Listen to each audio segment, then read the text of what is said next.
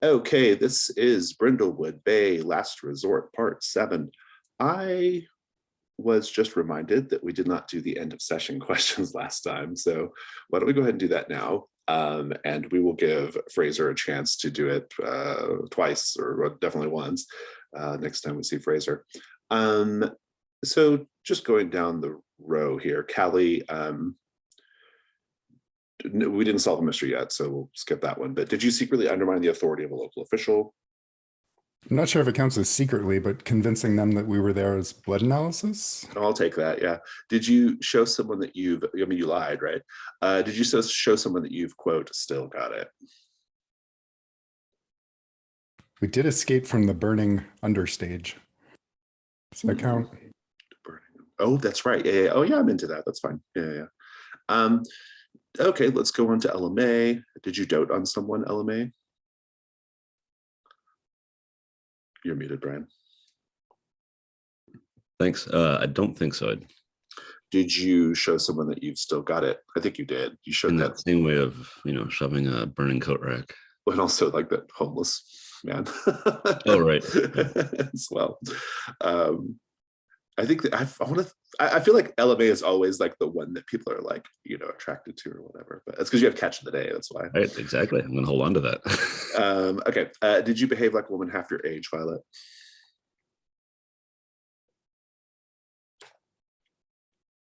Violet. Fraser's not here. Oh, sorry. I'm just reading. Well, in that case, let's go back to B. B, did you secretly undermine the authority of a local official? I don't believe so, unless all of my absent trying to strategize and escape a legal route out of trouble with my nephew Bo. I kept making phone calls and hiring lawyers. It feels a little attenuated. Did you dote on someone? You did dote on your nephew, I think. So that feels good to me. I did, and then the poor murdered woman's husband. Oh yeah, Mr. Gray. Yeah, good.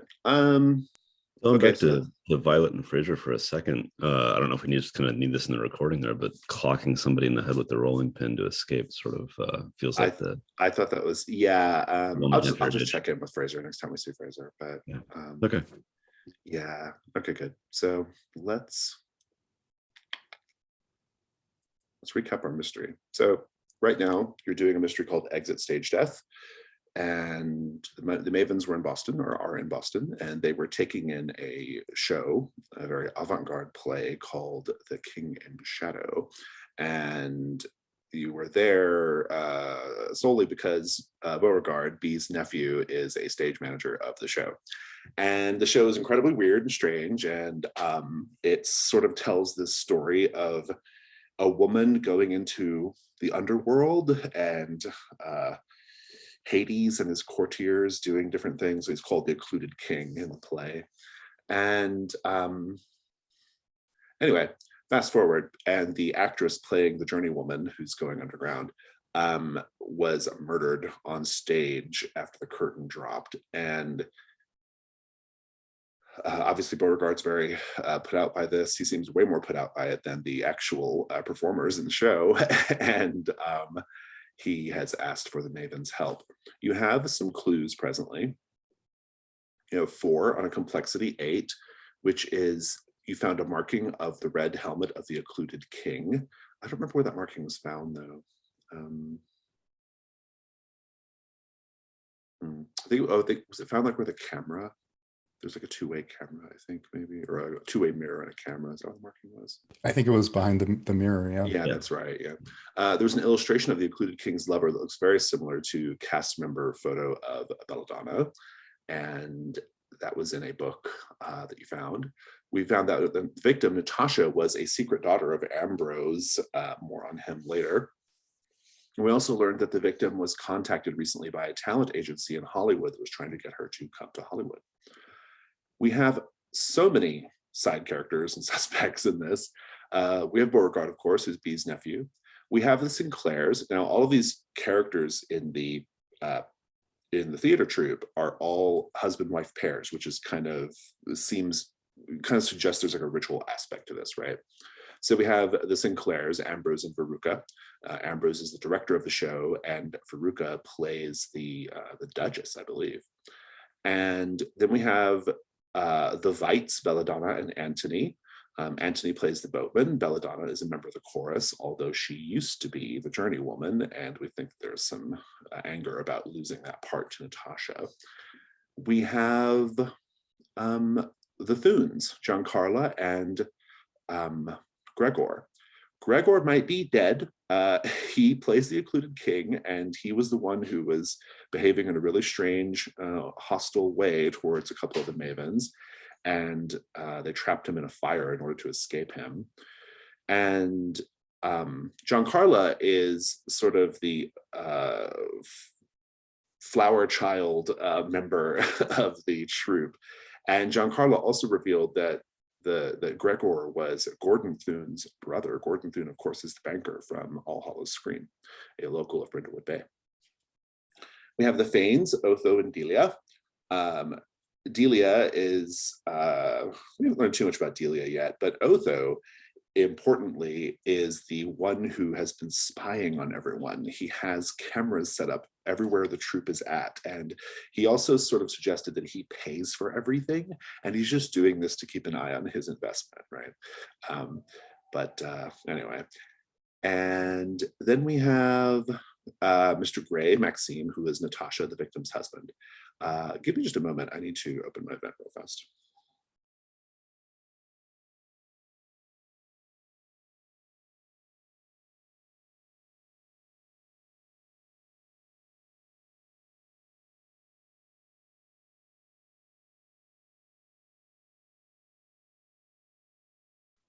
So we have quite a lot of characters here.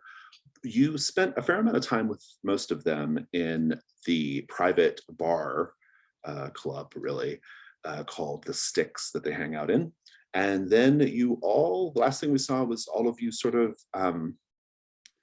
taking off to go hang out at a sort of wrap party for the show, which they're still having, despite the fact that a central cast member was murdered.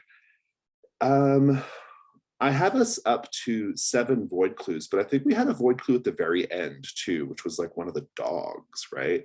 I think the red-eyed dog was like threatening, maybe it was Callie, I can't remember. Was it Callie? At the Sticks, yep. Yeah. Appearance of the black dog at the Sticks. So you're up to 8 void clues. That's a good little amount. Let's talk about the Mavens themselves. Just a quick condition recap. That black dog condition is on a bunch of you. V has it in addition to the blood red crown. Dr. Thibault has it in addition to down a rabbit hole, and the queen of the down below. Lots of very mystical sort of things going on. LMA has catch of the day, which has served LMA well somewhat. And then Violet, who's not here, has the blood red crown, the black dog, and is still sort of, in the eyes of the law, a potential problem with Jailbird. I want to draw your attention to a move that we have not used yet, which is the Occult Move. So whenever your characters engage in an activity related to the supernatural or the occult for the first time, you imagine what your actions would look like as a move, and then we sort of define what triggers it, and then we roll with sensitivity. What this does is it creates brand new moves for the Mavens. So you have this blood red crown, you've got this connection to the dog. You might want to start maybe thinking about ways of doing, sort of tapping into the occult as a way of solving problems. And we create new moves that all the Mavens have access to by using the Occult Move. There is a fundamental danger, though, when you use the Occult Move, which is that if you don't roll as well as if you roll kind of middling or poorly, you have to mark the Crown of the Void. But we have lots of ways of avoiding that, such as the Gold Crown Mysteries move and other things, right? So I just want to kind of draw that to your attention because we have not done it yet, and it seems like it might be, something you might want to do at some point. And especially since we're starting to like really lean into the more supernatural aspects of the story. Anything else? I want to review your Maven moves as well to make sure we're kind of hitting all those as we need to. hop back to that occult move. I'm not seeing that on the character keeper. Where is If you it? go to the moves tab, it's in the middle. Oh, thank you. Column. Okay. Or it's in the middle there. The occult move.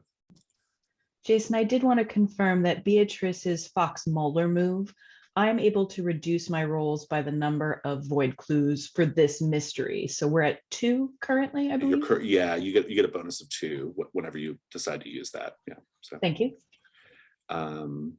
yeah. Okay. Anything else we need to be reminded of before we begin? Okay. Let's talk about the Sinclair's apartment, which is paid for by Otho Fane, according to Otho at least. The Sinclairs. As you all sort of are arriving, because you're all kind of arriving at the same time, because you all sort of left at the same time, more or less. A little paint the scene. What do we see in the apartment that hints at Ambrose and Veruca's fascination with death?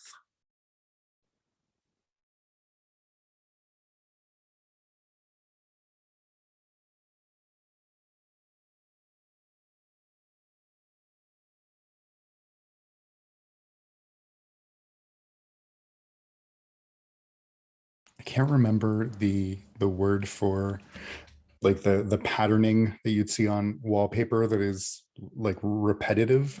The whole Like a damask. Thank you. That's the word. Mhm. It is. It looks very floral, but if you get a little closer, there's skulls in the center of each little flower grouping.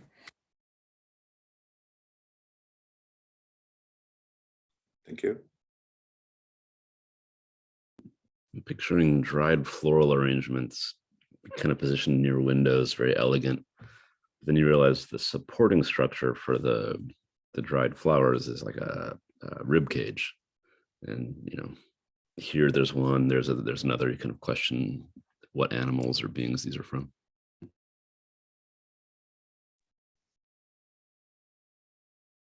I like the idea that every bit of furniture or rugs or throw pillows also has a very funereal sort of silks and layers of things draped over everything else, much like a house closed up after an old relative had died and it's just been sealed for years, even though they're living there still. I like it. I have one other thing: a grandfather clock in the shape of a coffin with that like tick tock. I love it. They have a very like Addams Family approach to decor, don't they?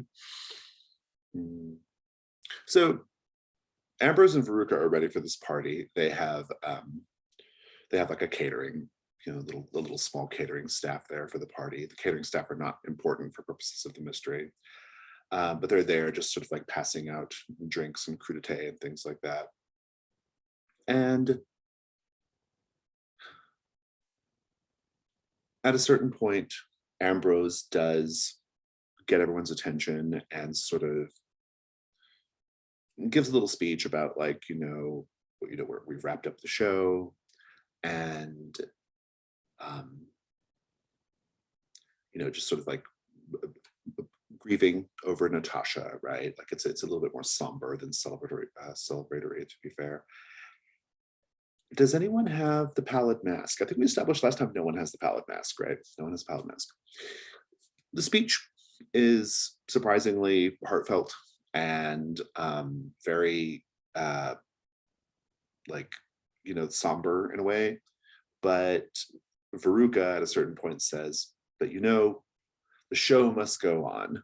And so let's enjoy the evening. And so the party sort of like recommences, and everyone sort of splits off into their own little groups and things. And Beauregard shows up a little later, but he's there. And so I guess at this point, I would just like to know what everyone's doing. So Dr. Thibault, Callie, what are you up to? Could Callie have brought Anku, and maybe he was just in the hotel last session? Sure, yeah, I think that's fine. Yeah. She will have brought Anku to this in the hopes of maybe having a little bit of emotional support in a big furry form might get people to open up. Yeah, I think so. Yeah, I like it. That's good. Who do you want to try to get it to open up first? I think she would start with Maxime if he's Okay, available. we'll talk about Maxime in a moment. LMA, what are you going to do? Well, Maxime seemed like a good target also, but let me pick another target here.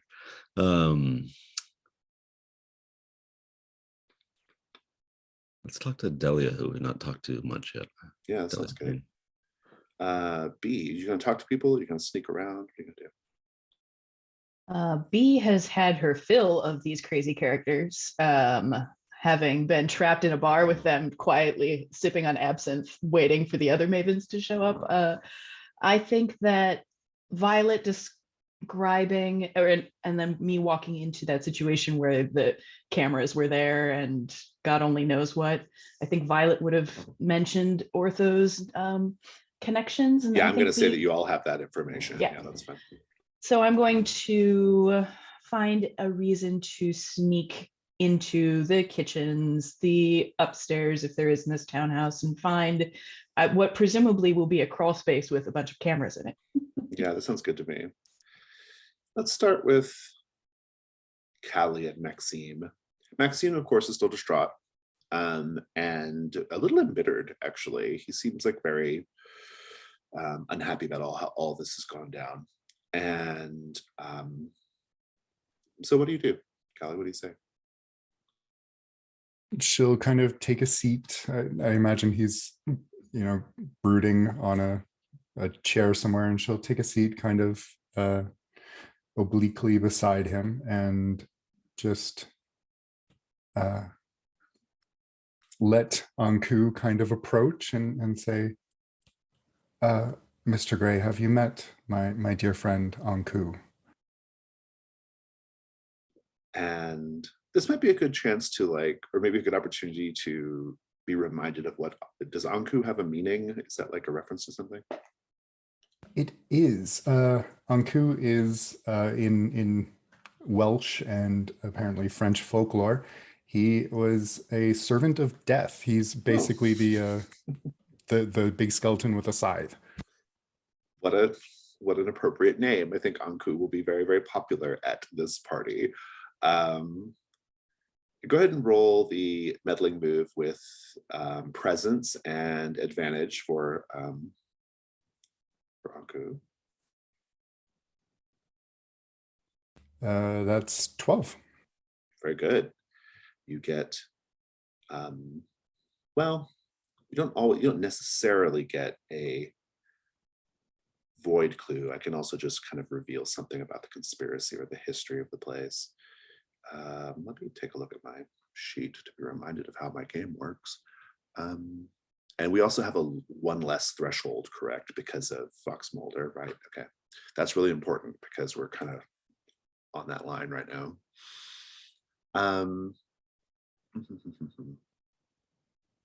Okay, good. So yeah, he does, and maybe you're telling him the story about what the name means, right, or something like that. And he's he's enjoying the dog's company, and he says Natasha always wanted a dog, but of course the Sinclairs said that wasn't allowed. We couldn't have anyone or anything, any person, any animal interrupting the connection between husband and wife. Oh, well, that is truly a shame. They do bring such joy into our lives, usually. And did they make many such demands of you and your wife? Well, and he gets a little quieter here. He says, they were definitely up to something very strange. I think that this play, this King in Shadows, I think it has some sort of special meaning to these people. Natasha and I were fairly new to the troupe. And he sort of gets a little You know, he's clearly trying to be like a little, you know, not so obvious that he's like talking about everyone else. He says, but all of that occult nonsense is just a red herring. Oh, indeed. And she'll lean forward and, you know, hand on palm and say, and red herring to distract from what? Well, all I know is, I mean, you've probably by now heard about Natasha's parentage that was not public knowledge. And, well, we also learned that the Sinclairs had taken out a life insurance policy on her. We only discovered it because the insurance agent accidentally informed us about it when he needed some documents signed. Oh, well, that is fortuitously timed for them. At this point, John Carla, who has a connection to Brindlewood Bay, for everybody here, she sort of interjects herself into your conversation and says, Dr. Thibault, you're from Brindlewood Bay as well, yes? Yes, for about 5 years. She says, well, have you ever heard the story of the Sons of Freedom? Oh, yes, the group out in the woods. Wait, have you heard the story already? Have we? You've heard about the commune, right? Oh, okay. Sorry, Yeah. sorry. Spoiler. Well, you can say that. She says, no. This is something. Well, there was the commune, of course, that everyone knows that. That was a very big, that town just has a crazy history. And she's going to tell you the story in a minute, but I'm going to cut away for a moment. LMA, you're chatting with Delia, right? Delia Fane, yeah. Delia is, she's very sprightly, and she has like a very like wild asymmetrical red haircut. And very structured garments, structured black clothing. She looks like she stepped out of like a sort of like an advertisement from the 80s, you know, very that, you know. And yeah, so what do you say? What do you do? Oh, yeah, what's my opening here? So Delia, you've been in the chorus for how long? It seems like you have greater acting potential. Well, I'm not really much of an actor. This is more Otho's thing than mine.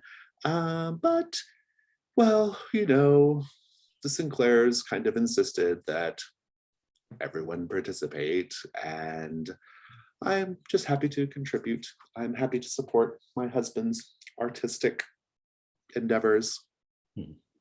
How did you and Otho come together? Oh gosh, we met in college years and years ago. We've known the Sinclairs forever too. They seem to have a peculiar taste, and I kind of gaze at some of the memento mori around the room. She says, oh, well, whatever do you mean? Oh, not everybody goes in for the dark, somber, constant reminders of death, and you seem so vivacious. Oh, vivacious. That's very nice to hear. Well, you're kind of, and she's sort of like, she says, you know, for an older woman, you've got a lot of panache as well. You're too kind, but I'm curious, you know, what's next for the theater troupe? If you were down an actor here, it seems almost prescribed that something must occur. Good. Do the meddling move with presence. Of course, if you have something from your cozy little place, it might be helpful. You get advantage. That's a good point. I've got an 8 so far. What is cozy little place stuff? Oop, went too far. There we go. I don't know if you do, but if she's into LGBT rights, we've got Pride memorabilia. Otherwise, I can't see me whipping out a medical text right now. You're kind of strange. What you Well, got? actually, the Mysteries of the Occluded King. Oh yeah, you do have that. Yeah. And you're kind of Um, asking like, what's Yeah. next? We've not talked a lot about what the book says. Can I just kind of make up stuff here? Go ahead, go for it. Yeah. Right. So I'm a collector of rare books. I like the stranger things that are out there, and I was reading a book that seemed almost like it was inspiration for this play, or the play was inspired by this book, and it talks about this dark king, and their faces hidden, you can't see them, and it almost seems like the Sinclairs, or whomever the playwright was, must have read the Mysteries of the Occluded King at some point. Yeah, that's good. Go ahead and roll advantage. All right, extra die. That brings it to a 12. Good move. You can go ahead and mark that book. Yep. And yeah, racking up the 12s today. That's good though.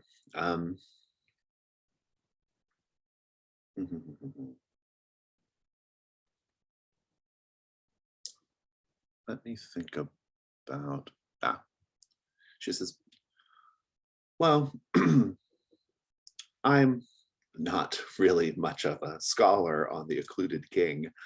I know that Veruca and Ambrose are very, very committed to this play being performed just so, with actors who are just right, and performance times that also seem to have a certain importance. I don't know if you noticed or not, but it's all a little irregular, like when the show is put on. I mean, the show may not even really be ending. We're not taking any other steps to end it. I mean, apart from just this rap party, I don't think they've let any of the other crew or anybody else give them any warning about losing their jobs. And we still have the lease on the building. I know that because my husband pays for it. She says, I do know that, well, we were all on a group text message several weeks ago, and a bit of an argument broke out between Ambrose and Veruca. Very unusual because they're usually lockstep on everything. Veruca was pretty incensed about the direction that Ambrose was taking the production. Lots of complaints, lots of details she was unhappy about. That's your clue. So Ambrose and Veruca are at odds on a thing. Is that the clue? They were at odds about the production, for a time. Yeah. And it was a very public, within the group sort of argument. And you also have a, did you already get the clue about the the one that Dr. Chabot got? I think we did. The insurance policy? Oh yeah, no, I don't think we wrote it down.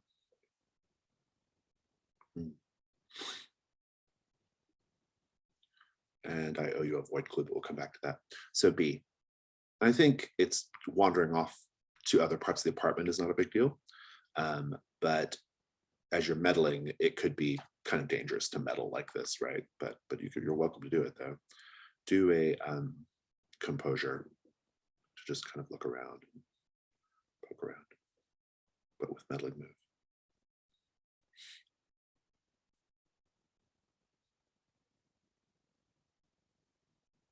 That's a 7 with my +3. Good thing for a +3. Mm-hmm. You are wandering around and you get to a bedroom. The hallway is pretty long. It goes pretty deep. So deep that the sounds of the party become dim, like they're just very in the distance.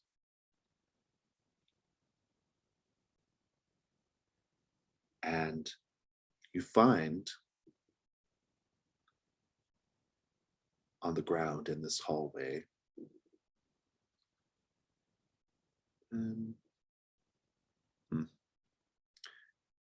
what appears to be a bottle of very powerful sedatives dropped out of the bag, perhaps. There's also a clawing at one of the bedroom doors from the other side.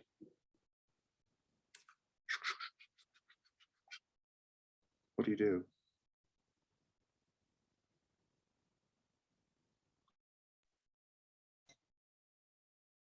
I feel like with the black dog condition and everything else, and hearing Violet's tales of the thing that could not be captured on camera, I'm just going to take the bottle of sedatives and my little handbag and move back I want from the this night hallway. move. Let's have the night move.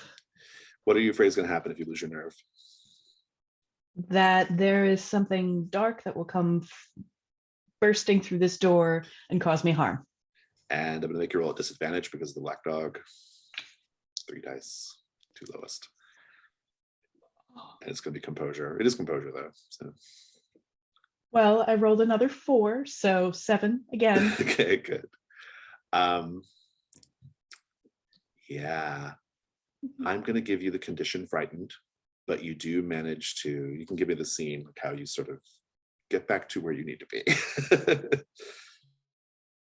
I think it's just that dread that as a kid you felt at the bottom of the basement stairs and you just had to run all the way up to get to the light. That's exactly what B is doing in this doorway, like down the hallway, just fast as she can, doesn't look behind her, closes whatever door is at the end. Yeah, take frightened and add a bottle of very powerful pills. Is that both a clue and a cozy place situation, or is it just the clue? It's just a clue for now. Okay.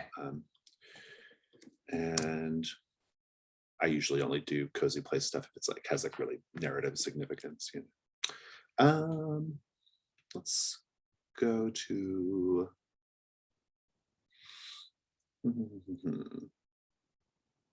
So Callie, John Carla says, "Oh well, the Sons of Freedom. No, they were this group that in 1992 they were a group of, you know, anti-government separatist types. They had a standoff with federal agents at their compound deep in the woods outside Brindlewood Bay. Now, you've probably heard this story, but not many people associate it with Brindlewood Bay. But it was, in fact, near Brindlewood Bay. Which is, well, that standoff lasted for 6 days, during which time those federal agents claimed to witness all manner of strange things coming from that compound.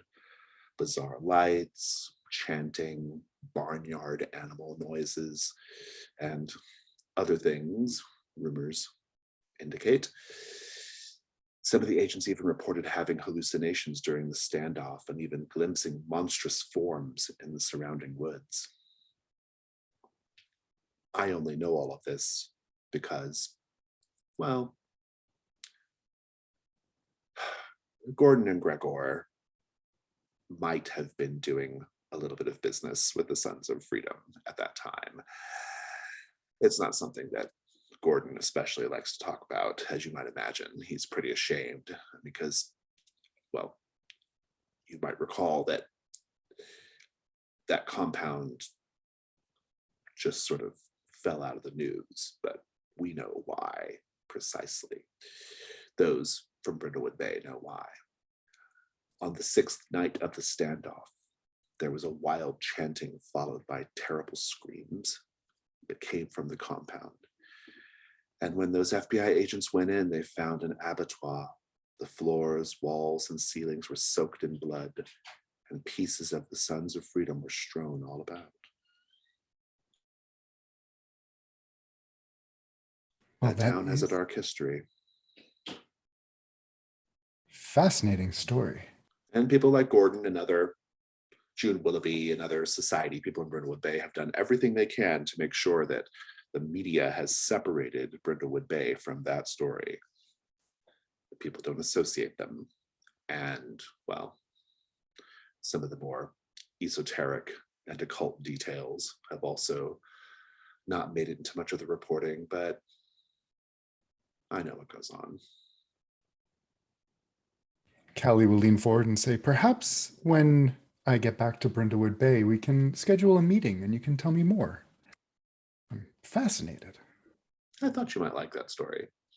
Yes, I'd be happy to. Wonderful. You don't suppose that has any ties to what's going on here, do you? No, it was almost 30 years ago. I'm sure there's no connection at all. And she gets up and leaves you to it. Ella May, you can avoid clue, or possibly more history. We'll do a void clue for you. Yep. It's nighttime. And the party's sort of, fine.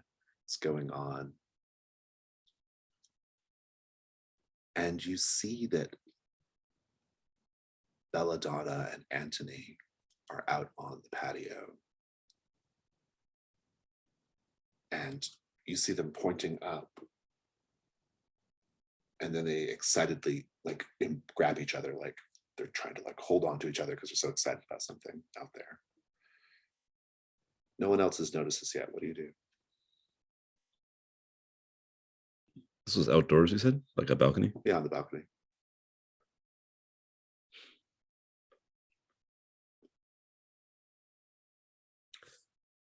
I will peek my head out, like a little glass of wine in hand, and say, fireworks, northern lights, what do you got there?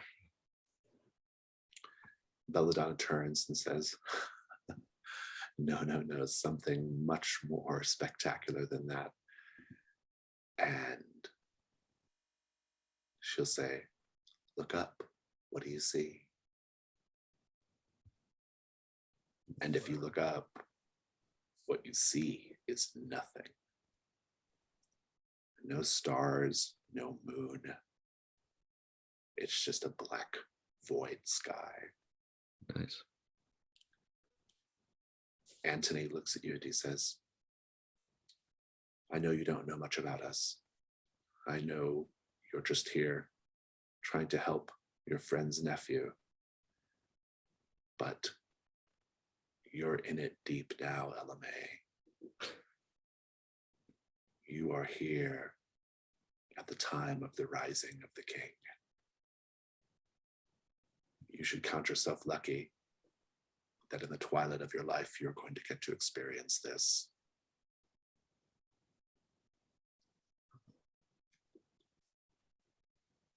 And here I would like you to take a condition, the rising of the king.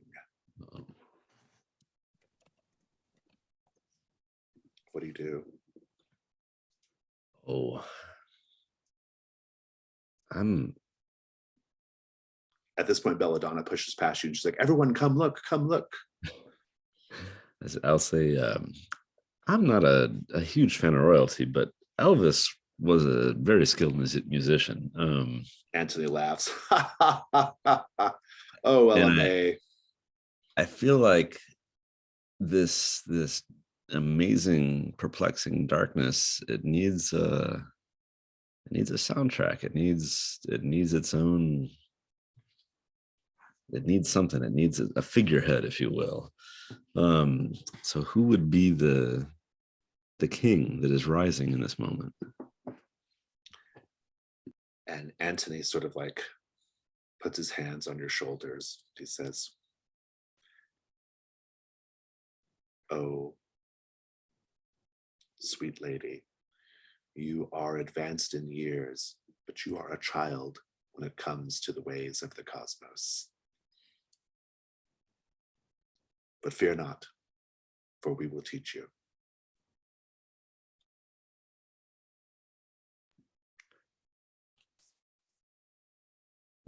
It's been a while since I've had an upbringing from a younger person. I'm curious what you feel you can teach at this point in time. says, he sort of smiles and he says, "There is a place for you in the King's Court, Elamé. Fear not. I believe that the fates brought you here for a reason tonight, and I will teach you what it means to be a courtier of the king."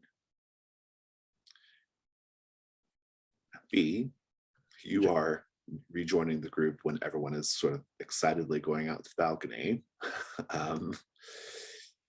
What are you doing right now? But it also means that the apartment's clear, so. I think B would have just run to like a bright lit, like the kitchen or just like someplace and just and I would like to get some advice from the GM on how I might be able to use my blood red crown condition as an occult move, as a counter argument or a counterpoint to this kind of both fear and darkness. I think that's great. So the occult move, if we review it, what it says is, when you engage in activity related to the supernatural or the occult for the first time, imagine what your actions would look like as a move. So it sounds like maybe if you put the crown on, that's the action, that's the trigger. The real question is, what do you want to accomplish? What do you hope will happen when you do this? I want to somehow disrupt what is happening. B thinks that this play has just been a giant ritual in order to summon some really terrible, dark shit, and so wants to either be a beacon to these death nerds and therefore like distract them from becoming of their champion, so to speak, or even supernaturally interfere maybe with the nature of the darkness coming. I like it. So it sounds like, okay, do you have access to the crown right now? I think Violet has that, right? Violet had it, yes. Violet has it, but I'm okay with you having access to it. I think it's fine. Maybe Violet gave it to you thinking that it might be helpful, since she wasn't going to be at the party. You have it in your bag. And so, yeah, that's good. So I think that maybe we'll call it, I like the beacon idea. I think that's fun. So maybe what you're trying to do is when you try to maybe like when you put on the crown in an attempt to here, we'll expand it. We'll take the beacon even further, and whatever terrible thing I just saw in the hallway or any other dark things in the house are all drawn out into the open. Oh, maybe. That's good. Oh, I like that's good. Yeah. Okay. And when you put on the crown is what triggers it. I like it. It's good. Okay, so you'll roll with sensitivity. Let's say you do that. Are you doing that in the kitchen? Yes, but I also previously had a wonderful Mulder move in which they just happened to be disguised as the caterer. And I would love just a little interlude prior to this idea in which I also just, you're at this function. Oh, you too. met with your contact. Your contact is one of the caterers. That's good. Yes, yeah. please. Okay, I like that. So you'll get the occult move at +3, and roll a sensitivity +3 pleasures. Yeah, it's a lot. It's a big roll.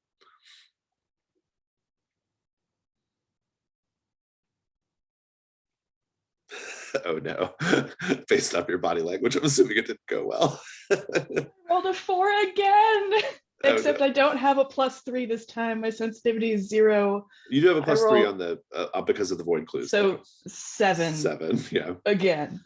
Okay, let's read the occult move. On a 7 to 9, okay, so on a hit it works. We're going to write a brand new move for you, and everybody can do it. On a 7 to 9, you have to also mark the crown of the void, however. So mark the crown of the void. But this works. You put on the crown, and how does it make you feel when you put it on?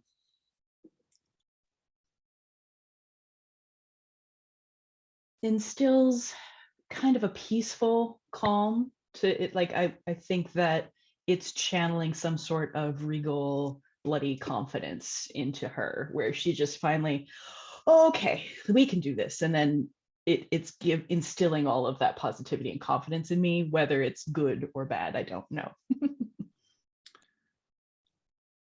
A hue and cry goes up from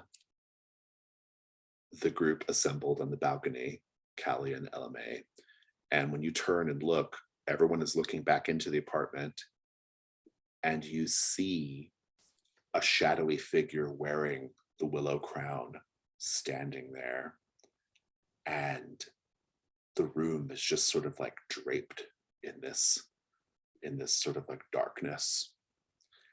And Anthony puts his arm around her shoulder and says, "Do you see, LMA? Do you see?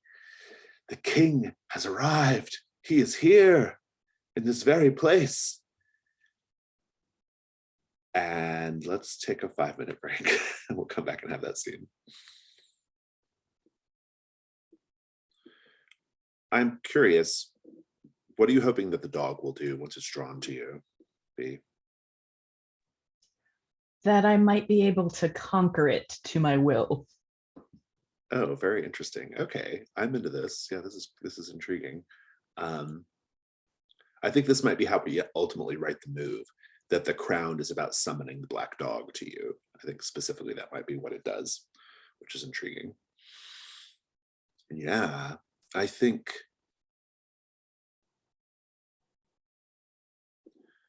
the dog does approach with its glowing red eyes. And you can hear the cast members sort of standing in the threshold of the entrance back into the apartment from the balcony. And they're saying, could it truly be him here? And they're saying, look, the hound, but where are the other two heads? But the dog is there. How is Anku reacting to all of this? I'm curious. And also, like, how are you sort of like, are you like being kindly to the dog, or like what's your reaction to the dog be? I would like to gain this dog's confidence, or at least make the appearance that this dog is beholden to me in some way. And then through that, intimidate the cast members to tell me what the heck happened and why they killed that poor girl. Good. Yeah, I know it. That's good. How is Anku reacting to the presence of the black dog? I think Anku is being surprisingly familiar. Like the tail's wagging just a little bit. He's pleased to see the dog. Doesn't seem to be scared. Perhaps he should. When you all enter the actual apartment, the illusion is sort of broken. Everyone just sees B now wearing the crown, but the black dog is there, and its eyes are not glowing red. It's just a black dog. And Veruca says, "It seems we underestimated you women. It seems you have more knowledge and power than we initially gave you credit for. Are you working for the midwives of the Fragrant Void?" I don't think that that's important right now for you to know the source of my power. And John Carla says, "Of course it all makes sense. They're from Brindlewood Bay. Of course they're working for the midwives. How could we not see it?" And now there's a lot of like, everyone's a little upset about this. And Ambrose approaches you and says, "Hear me now, midwife. Though our cult was twain and two centuries ago, we mean you no harm. You are free to pursue the desires of the queen. You are free to bring forth the child we will not stop you, so long as you do not impede us from making contact with the king.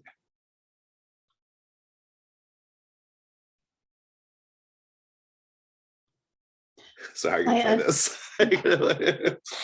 Going to consider that for a moment.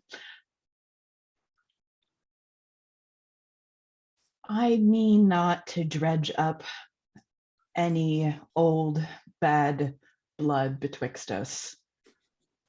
I merely need assurances that my nephew is not going to be involved. So you need to explain yourself. I will give you a free clue. Ambrose says, come with me. And he takes you aside away from the rest of the group. And he says, I don't know exactly what happened to Natasha. I'm fairly certain Beauregard was not involved. He's not really in the club, if you know what I mean. But if you're determined to figure out what happened to her in order to help him, well, then I can't stop you, and indeed I may help you. I too am sad about Natasha's passing. She was my daughter. Yes. He says, it would be silly for me not to know. You understand that there are many ways and avenues of information that I'm collecting. I need you to be honest with me just now. He says, listen, midwife, you know what we're trying to do, and you know that it wasn't time to complete the ritual. Certainly we intended to kill Natasha at some point, but it was going to be at a cosmically important time, and we're nowhere near that time. There's a more mundane explanation for this, I'm sure of it. And it would have nothing to do with the insurance policy you so conveniently took out? He says, well, I mean, she was the star of the show, right? And we can't be under Otho's thumb forever, financially speaking. But no, I don't think that has anything to do with it. I think it more has to do with jealousy. Did you know? A few days before the incident, in her dressing room, someone found Natasha's Briddy Award shattered. That's so fascinating. Ambrose, I really need you to keep control of your people. The fact that this happened outside of your own cosmic plan does not inspire faith. And I will just do the like shaming little lady thing of like, you really should know better. Well, thank you very much. If you will please take you and your friends and go back to your little backwater and go finish doing whatever you have to do. Focus on bringing your big squid god out of the ocean and leave us be. Would prefer squid over whatever worship you do, but we don't need to really. This is old words. These are old words. I wish you nothing but the best in your endeavors. Yes, well, at least our endeavors will enrich the world, not destroy it. And you seem to think the world is worth saving. And then I'm just kind of saying this as I'm exiting the room. You got your clue, though. Natasha's Briddy Award was shattered.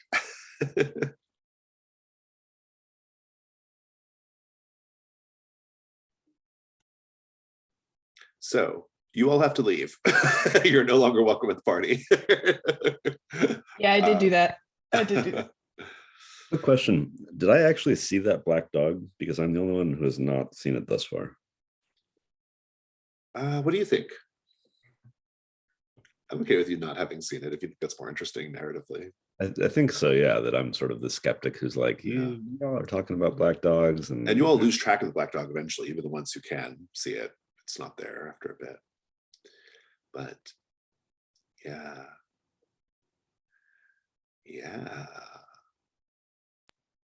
Ladies, it's I do been a think- very trying evening. I think we should head back to our hotel and regroup. Yeah. And Callie's Borg- just in awe of B just like walking along. as you're leaving, Beauregard says, Aunt B, what was all that midwife's talk? What is he talking about? Sweetie, I am using every avenue to make sure that you are not entangled in any of this nonsense. And frankly, it really isn't important. And he just sort of like shrugs and yeah. Well, you have the rest of the evening to yourselves, or and you got 8 clues, which would be a flat roll if you work them all in. You could maybe go back to the playhouse or the bar if you want to do some extra investigating, or you can think of some other avenues by all means. But yeah, what do we want to do at this point? I suppose if we go back to the playhouse, we could verify if Gordon's brother's actually dead, or there might be other remains or Sure. clues there. He may have done it, and he still might be the perpetrator, even if he's dead, right? Like it would still be mystery solved, even, you know. So, yeah, you got the Gold Crown Mysteries move. So maybe like there's a Amanda Delacourt story about searching an old playhouse at night. The secret of the Satanic Circle. Is this the same night as the setting of the fire and escaping, or is this a subsequent night? It's all the same day. Yeah, that happened earlier in the day. Yeah. Arguably, realistically, the fire could still be going. Or probably just like it's been put out and there's Yeah, even okay. more police and fire presence there, right? So, Right.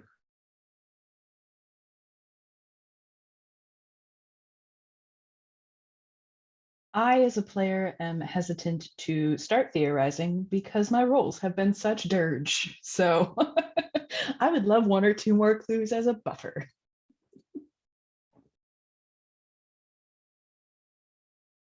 Maybe back to the playhouse in the morning. I'm gonna look at notes here, but that's my first idea. I think that's fine. Yeah, that's what you're gonna do. Or will there be a funeral for Natasha sometime soon? Probably not in the next day or 2, but especially if the cops are trying to like hold the body for, you know, as evidence or whatever. You haven't seen the body yet, so it could be another thing. We're in Boston, otherwise we could just go see LMA's boyfriend. Yeah, exactly. In Boston, they keep him in a fish locker too.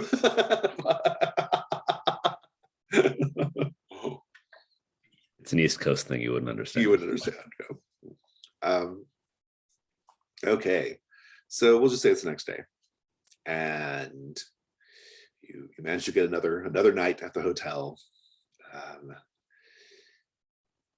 How do you want to spend the morning?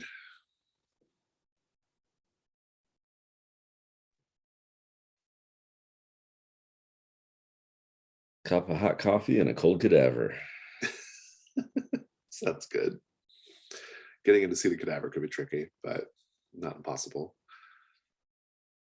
But you forget about my son, who's a hematologist. That's true. Yeah, that's a good point. Not sure what help that would be with his cold body, but I'll ask Albert to get me in with the whoever's holding the body in the morgue here. Yeah, could work.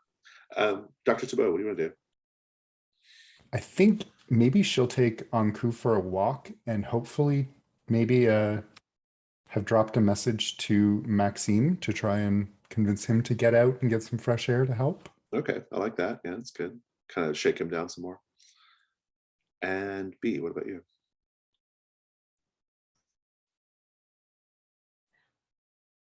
I wonder if I couldn't possibly call Gordon and ask if he's heard from his brother recently. Yeah, that's yeah, let's have that phone call first. Mhm. He says, I too have a cup of tea. Ring, ring. he says, this is Gordon Thune, Brindlewood Bay. Bank. Gordon, Gordon, Beatrice here from Oh, Brindlewood. How are you? hello, Mrs. Baum. How are you? I'm good. Yes, and I haven't seen you since that, well, fateful party. How are you? Well, I'm wishing that as a town council member, we had fewer bodies turning up. But otherwise, I'm okay. I'm so glad to hear it. You know, the reason for my call, Don't say my another body has turned up. well, my nephew, we're out in Boston. We took out a show. He's done such a wonderful but very avant-garde play. You really, well, if it wasn't their last yes, of course, there's another body, Gordon. Yes, that is why I'm calling. Unfortunately, it's not in your town. Otherwise, we could have more to discuss. Let me guess, this avant-garde play is being put on by the Twilight Playhouse, of which my brother and sister-in-law are members. Yes, well, and I've just been trying to reach him because we have so many questions. She was literally killed on stage. It's quite frightful. My sister-in-law was killed on stage. Well, no, I mean, yes, He's it's like, oh, complicated. well, his sister-in-law is John Carla. He says, I know. well, she's dead. No, I don't think so. Oh, that's too bad. Yeah. Oh, shame. Well, I don't mean to stir up any bad blood, but have you spoken to your brother recently? I'm trying to get a hold of him. My brother is not the kind of fellow that you just have casual conversations with, Beatrice. I don't know if you've had a chance to meet him while you're in Boston, but he is, how to put it, let's say he has alternative religious beliefs. I certainly don't wish to shame anyone. It is a free country after all. But truly, nothing? Do you not exchange Christmas cards with the man? We just haven't been in contact in a while. I think the last time I saw Gregor, well, we invited him to our Christmas gathering 3 years ago, and it was a night to remember. Oh, I've had those family encounters as well. Ain't the holidays great for that? Well, I mean, I would wanted to let you know that something was happening. Maybe if you do reach out to him, don't be Beatrice, surprised. where are you going with this? You sound like you have something you want to ask me.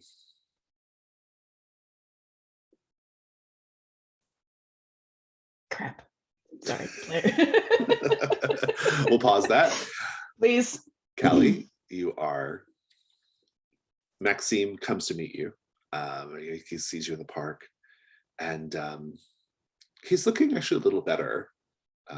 He says, well, I've been thinking about it, and I just, I never really loved, I mean, Natasha and our marriage was mostly just because the Sinclairs insisted on it. I mean, we did grow to quite like each other, but I don't know, something about last night, and I just feel like maybe now I'm free, free to just be done with this place, be done with this city, be done with this damn play. Natasha will live on in my heart. And he gets a call in the middle of your conversation.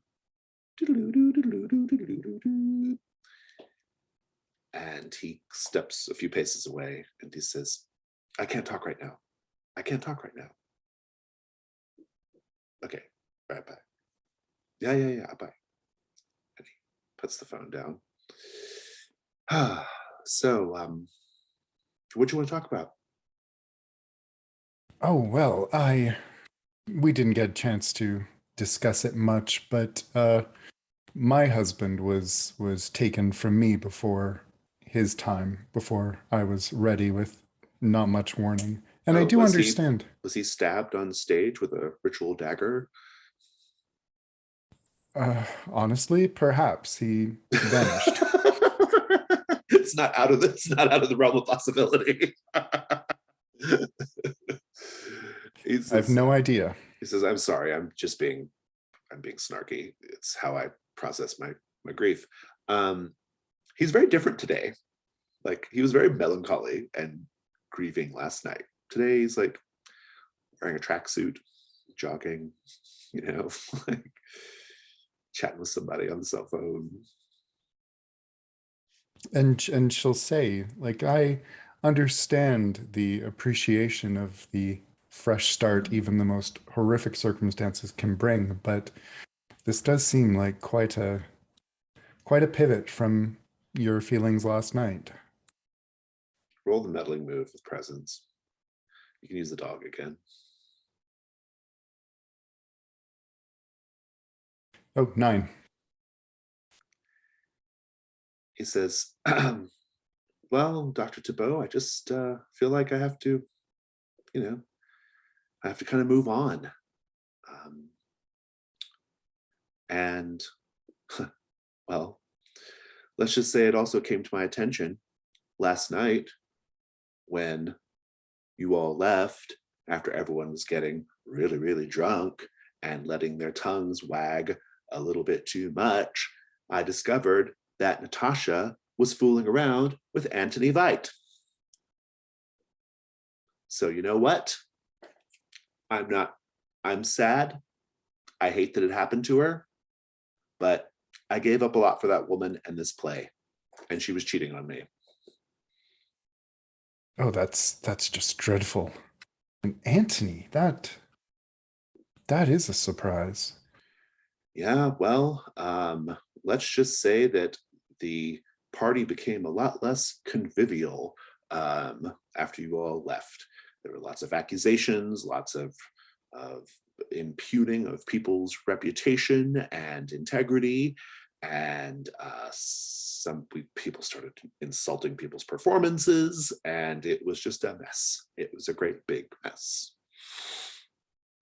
Callie will kind of put her hand on his arm and say, "I'm so sorry, dear. Perhaps this But I just is think it was just all of this finally caught up to us, I think we all just it all kind of sunk in what was happening and what had happened. And well, the troop is no more. That was going to be my next question. And what will you do without them? Well, I still have 3 months on my lease, so I'm not going anywhere. The Sinclairs might find themselves kicked out fairly soon, though. Otho was very angry about the events of last night and gave them their walking papers.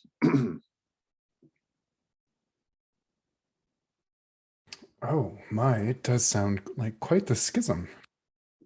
Yes, something like that. Might even call it sort of like gets a little, schism. We'll call it that. So is that a clue that Natasha was fooling around with Anthony? Yeah, that's the clue.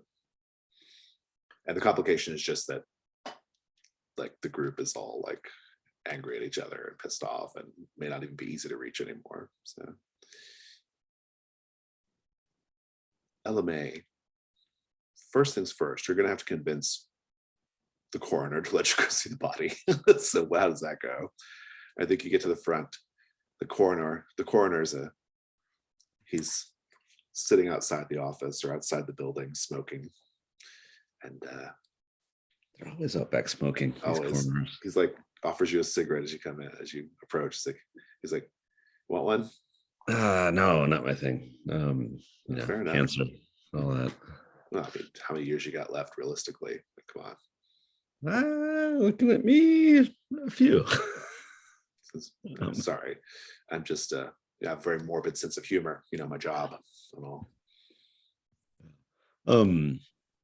It's the weekend. There's not really anyone around. So if you're here like with some really specific questions or anything, or you need some particular files pulled or whatever you're here for, it's probably gonna have to wait till Monday. So I'm gonna, make sure I'm holding my little medical bag kind of obviously in sight, and I'll say, I live in Brindlewood Bay, but my son's here in Boston, and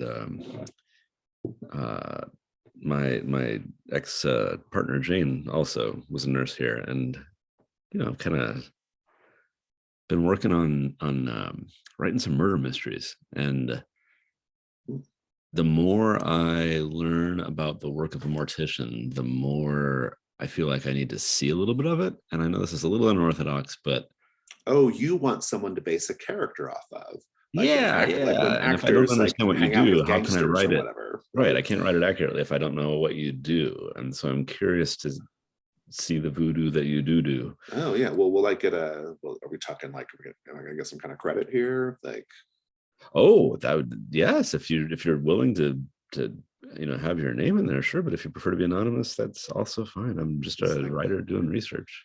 yeah. Well, so here's the thing about, he's totally into it. I'm not gonna make you roll. He's like, come on in. He's like, here's the thing about being, he throws a cigarette down, about being a mortuary worker. It's a very lonely job. You have to get accustomed to sitting with your own thoughts, you know? When you do it long enough, you learn not to let it get to you. Some people who are kind of green, they let the job get to them, and they start talking to the dead. They start having conversations with them like they're really alive. But you have to detach from that, you know? You got to remember, they're not alive. They're dead. You're alive. This is just a gig, you know? Yeah, absolutely. But it's an important gig. So this story, we're kind of like Charon, you know, Charon, the boatman? Yeah. Until the body is put in the ground, we're the sort of intermediary, right? Right. Speaking of that, usually it's 2 coins. Like, it's a couple of 20s suffice in this moment. And he's like, yeah, okay. And he says, he's taking you in. He's like, he's kind of going on and on about his job, right? Yeah. So here I'm going to steer it. The story I'm working on, it's classic. It's sort of a trope almost, but it involves a stabbing victim. And I would really like to know, like, how does one diagnose cause of death on a stabbing victim? He's like, oh, we have one that just came in, actually. Is it possible to, take a peek? Yeah, she's not going to care, trust me. And he goes and pulls open the drawer, and there's Natasha. He's like, yeah, she was an actress or something. Got stabbed on stage. I think that prop knife was actually not a prop, you know. Kind of like it's kind of like what happened to Brandon Lee on the set of The Crow, that seminal 1992 movie. Yeah, got to keep those weapons masters, under good budget or things go wrong. I'm telling you. Just don't put your hands in any cavities or anything, just kind of give it a look over. And who would do that? Right, yeah. And he goes and he's like, I didn't see a thing. And he turns around to let you do what you're going to do. Fabulous. We'll come back to that in a moment, though. Actually, let's get your dice on the table. How are you investigating? Using my little medical kit, poking and prodding. If it's just a straight up stabbing, like left-handed, right-handed, fingerprints, there's got to be something to learn. If it's not a straight up stabbing, then to find out that, like, you can roll the fingernails of the victim or whatever. Roll reason with advantage. Go for it. Reason. All right. Oh my goodness. Not just a 12, but a 17 across the dice. Wow. Using up all your luck right now. Right. Burn it all up. Good. Very good. And yeah, you're doing your thing. I'll give you a clue. I will come back to that, actually. So Callie, no, B. But, there is a dramatic Gordon, pause yeah. after Gordon asked me, obviously there's something on your mind. What do you want to ask? Oh, yeah. What do you want to ask him? Yeah. There's a dramatic pause in which I then begrudgingly say, well, I just thought it was rude to come out and ask, but Do you have any reason to think that Gordon was a happily married man? The nature of his relationship with his wife is seems complex. And unfortunately, I just don't think that there is enough in this. I just don't want your brother to get wrapped up in all of this terribleness. Roll meddling move with composure.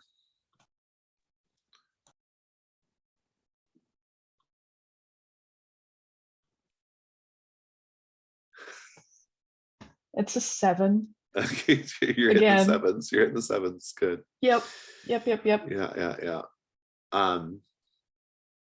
you want to go ahead and just bump it with crown? Because I'm going to give you a condition, so you might as well just bump it. I will do that. That Yeah. sounds fine.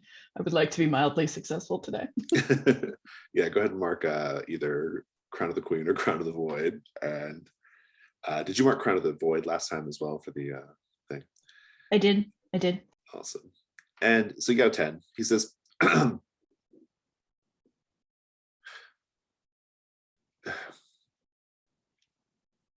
he's sort of like, he's like, look, this is not that group of people that my brother and my sister-in-law are in with.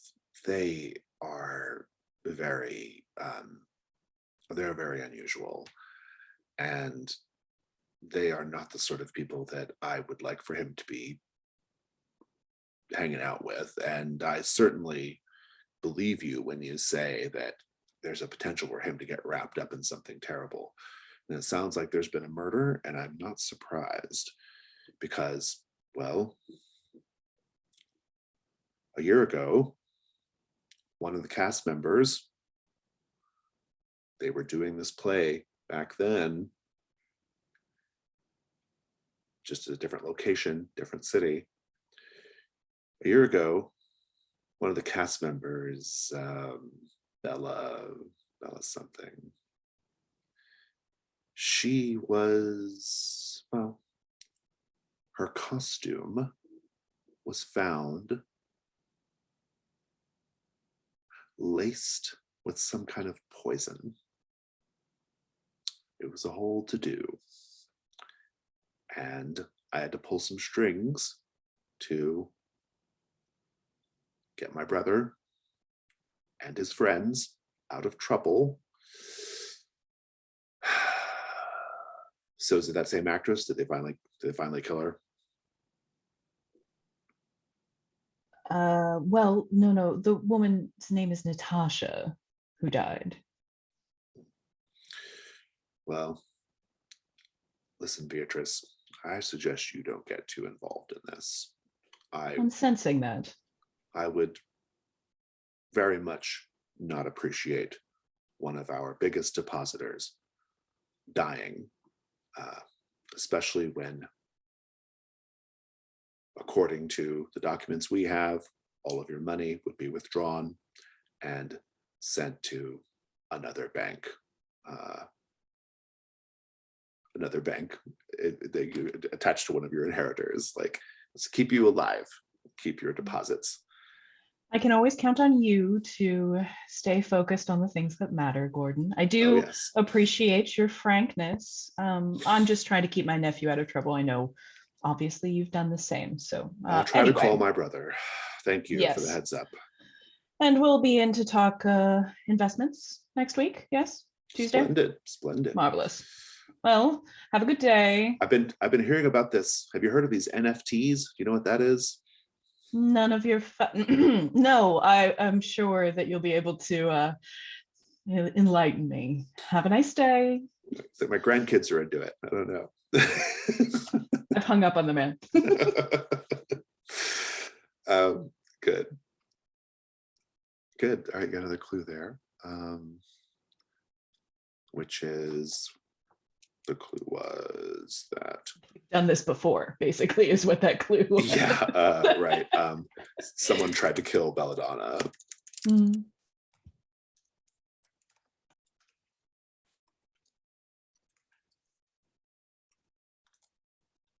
Presumably when she had the role of the journeywoman. And Yeah, you're up to 10 clues. You're about to get another one, I think, as well, with Ella May. But Callie, what are you doing in the meantime?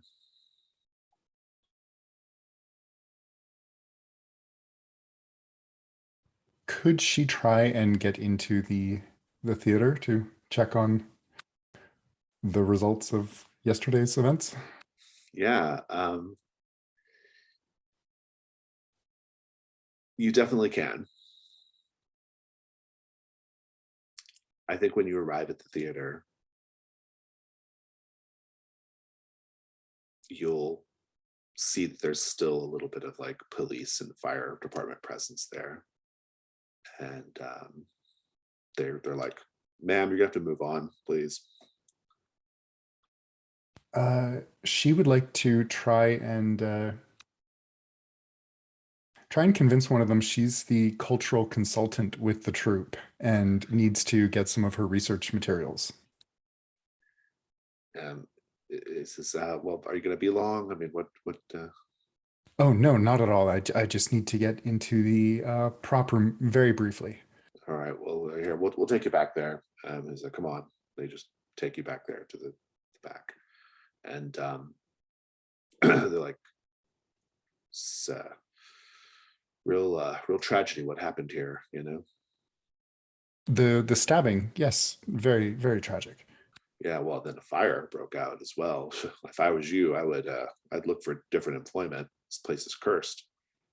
Oh, well, from what I understand, the troupe is not taking this well and will not be continuing. So, Yeah, very good. And they take you to the rear of the theater, then what? she is going to look for any paper material she can find, script, notebooks, anything someone may have left. Take a meddling move with reason. Yeah. 12. Nice. You guys are killing it on the rolls today. Everybody but Sarah. Good. Let me give you that clue and void clue as well. And then I'll wrap up with LMA, and then I think we'll probably be wrapped for ready for theorize. You don't see any paper, anything in the prop room that you can see, but you do see what appears to be a like a little like basically like a little panel on the wall that can be opened up, maybe to give you access to this like interior spaces between the walls. And if you pop that open, you can poke your head in to see in the darkness what appears to be piles of bones.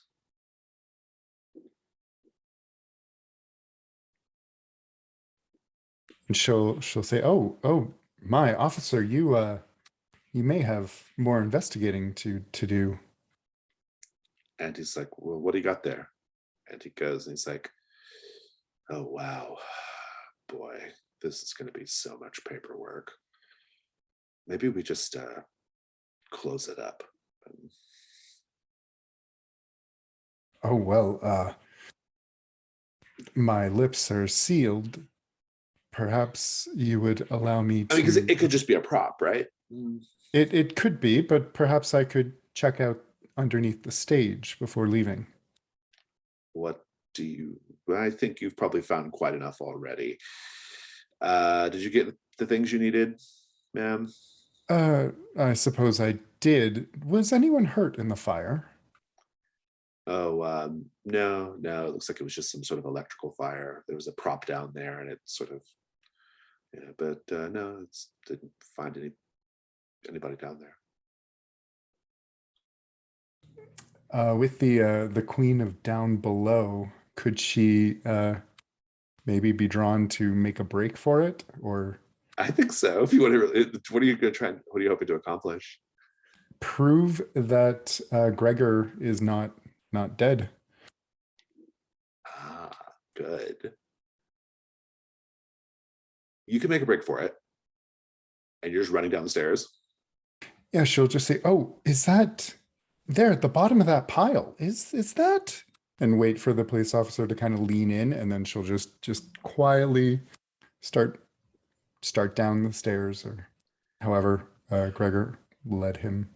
As you go down the stairs, you hear chanting coming from the basement. Ritual chanting. Hear us, O king. The time is nigh. Accept this sacrifice. La da da, and so forth. Make a night move, even though it's in the day. What are you afraid is going to happen if you lose your nerve? She will be caught and be the sacrifice. I don't know how it's worse than that. I'm into it. Roll with composure. No, sensitivity. And disadvantage.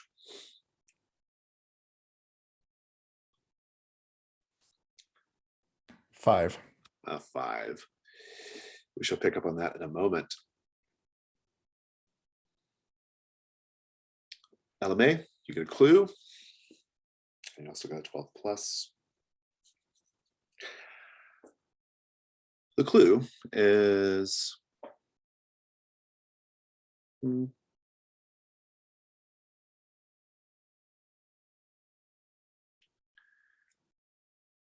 she's clutching something in her hand.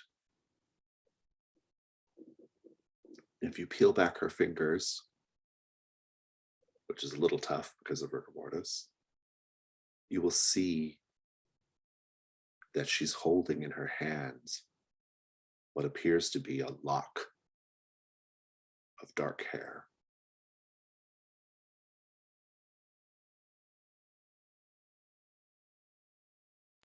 I knew it.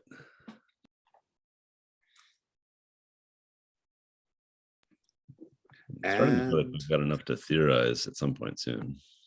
Oh yeah, you've got plenty of clues. While you're there, the guy at the coroner's office, he says, "You said you were from Brindlewood Bay?" Did I say that? I might have said that. Yeah. I don't know. You definitely I said let things that. slip. He's like, "Yeah, Brindlewood Bay. I was there, New Year's Eve, 2011. Well, 2011. 2012. We were all in Brindlewood Bay because, well, there was some people who kind of thought that Brindlewood Bay was going to be the convergence point for the 2012 doomsday prophecies. Anyway, I was just there for the big end of the world party." Did they sell t-shirts for Doomsday Conversions 2012? Like, do you still have one? Yeah, maybe. I mean, you don't remember this? I mean, yeah, I mean, look, it was no big deal. Although I heard that like some of the people who were like there at the party, they like really got into this. Like they thought that this was like a real thing, and they actually stayed in Brindlewood Bay, if you can believe it.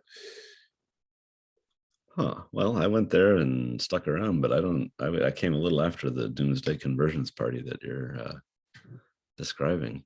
Yeah. Well, sticking around afterwards, like, is there a sense that Brindlewood is the locus, if you will, of yeah, he'll tell you stories. Like Brindlewood Bay is frequently mentioned in like forums and chat rooms about like the end of the world and apocalyptic stuff. Brindlewood Bay has kind of always been such a place. Yeah. Just seems so cozy. It's hard to believe. It's like, man, it's like an iceberg, there's so much more beneath the surface. Yeah, but when I'm like, sipping my coffee with my little handmade mug, watching the sunrise over the ocean, it just doesn't seem like that's possible at a place that's so quaint, if you will. Well, so how are you feeling? You want anything else you need to know about my job? The sense of what you go through each day, with just how you maintain your composure surrounded by well, individual micro doomsdays, if you will. Like, each person has met their doom and it's there for you every day. And this is sort of a point of convergence for them. Like, that's a huge burden that you carry.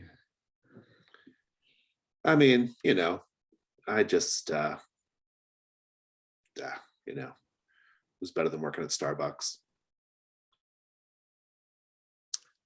I could definitely see that between the person who wants the 20 shots of espresso and the body that just needs some care. One's easier to tend to. Yep.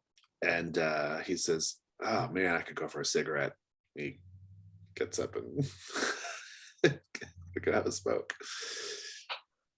Grab those little tendrils of dark hair and tuck them away.